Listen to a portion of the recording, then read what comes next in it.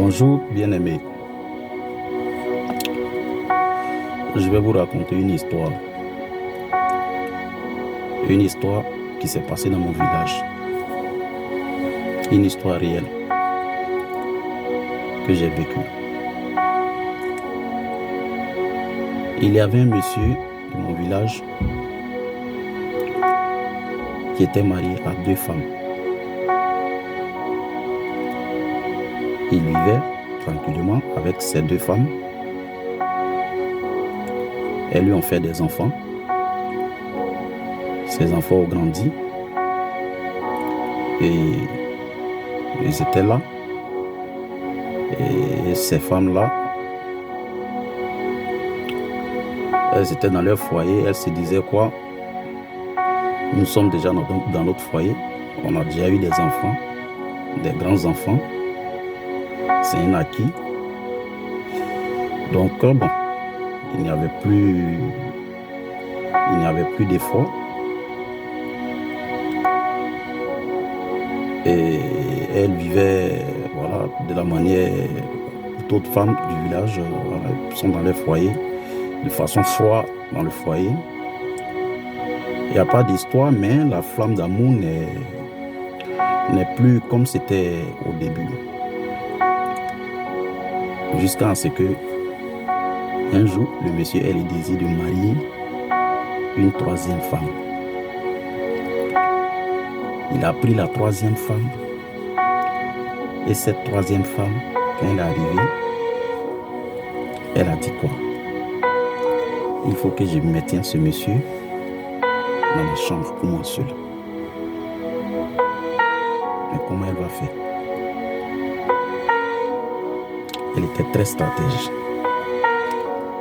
Cette femme, à son arrivée, elle était au petit soin du monsieur. Elle faisait tout ce que le monsieur voulait. Même quand elle chauffe de l'eau pour le monsieur, pour envoyer de l'eau dans la douche, quand le monsieur finit de se laver, qu'il veut sortir avec le seau, elle dit non, papa, laisse. Et elle rentre elle-même pour aller chercher le seau. Elle dit au monsieur, prochainement, si tu finis de te laver, laisse le seau dans la douche, je vais aller chercher ça. Car tu es le roi. Et les matins, tôt, lorsque le monsieur est encore au lit, elle se levait pour faire son plat préféré.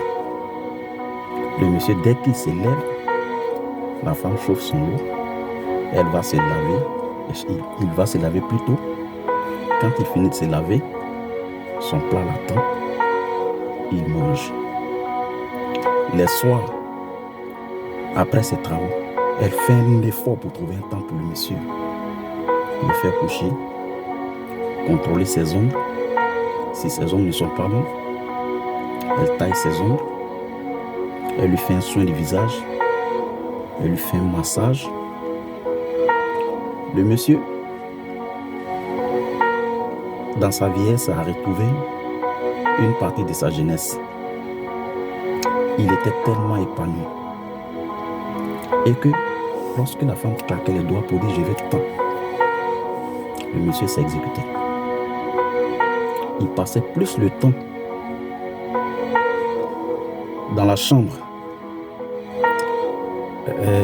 de cette dame par rapport à ses co-épouses. Il faisait tout ce que la femme voulait. Il donnait tout ce que la femme voulait. Parce que la femme a conquis son cœur. La femme a eu son cœur.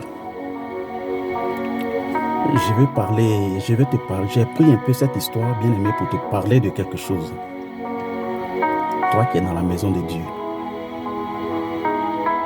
Tu es dans la maison de Dieu, mais tu n'es pas actif. Tu es comme les co-épouses de cette femme. Parce que tu te dis quoi? Tu es dans la maison de Dieu, donc c'est un acquis pour toi.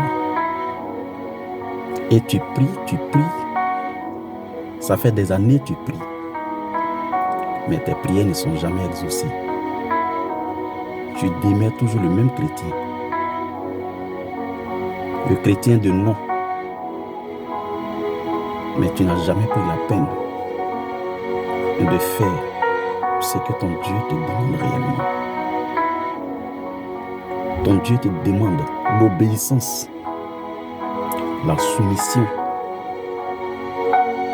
Parce que quand tu pries, tu es plus focalisé sur ce que tu veux que Dieu fasse pour toi.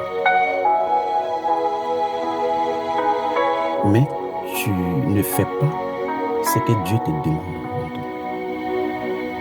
Dieu a dit d'abord en premier, demandons le royaume des cieux.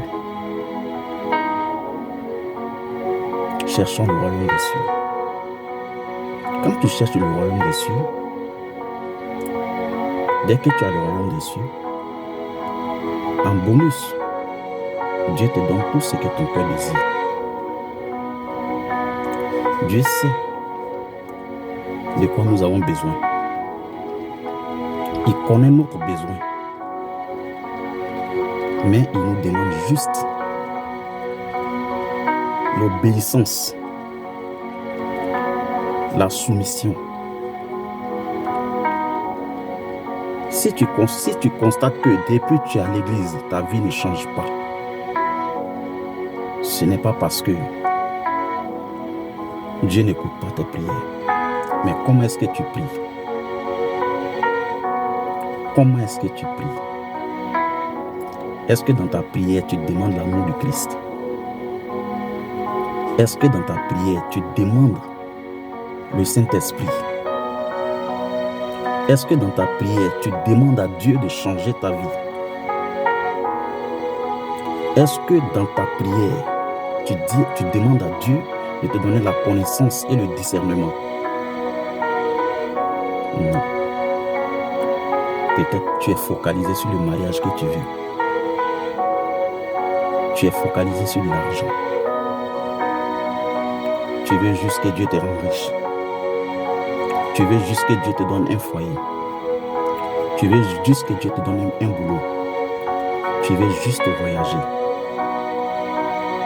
Mais ce n'est pas ça la priorité. La priorité, c'est de chercher à sauver ton âme d'abord. Cherche d'abord le royaume des cieux. Cherche d'abord le royaume des cieux. C'est en cherchant le royaume des cieux que tu toucheras le cœur de Dieu. Une fois que tu as touché le cœur de Dieu, tu vas voir les choses dans ta vie.